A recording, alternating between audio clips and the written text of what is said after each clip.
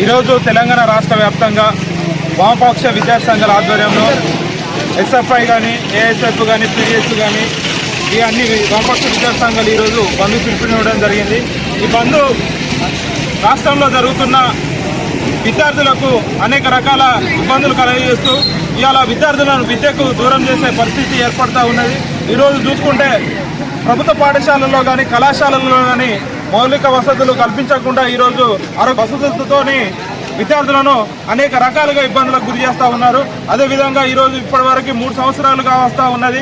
ఇప్పటివరకు కూడా విద్యార్థులకు ఫీజు రింబర్స్మెంట్, స్కాలర్షిప్ కూడా రిలీజ్ చేయకుండా విద్యార్థులను ఇవాళ విద్యకు దూరం చేసే పరిస్థితి ఏర్పడా ఉన్నది. కాబట్టి ఇలాంటి అనేక విషయాలను కూడా దృష్టిలో పెట్టుకొని ప్రభుత్వం స్పందించి అవకాశాలు కల్పించాలని పీడిఎస్ విద్యార్థి సంఘం నుంచి డిమాండ్ చేస్తూ ఉన్నాం. అదేవిధంగా స్థానికంగా ఎంఈఓ కానీ, డిఓలు కానీ పర్మనెంట్గా నియమించాలని కోరుతా ఉన్నాం. అదేవిధంగా ప్రభుత్వ పాఠశాలల్లో, కళాశాలల్లో కూడా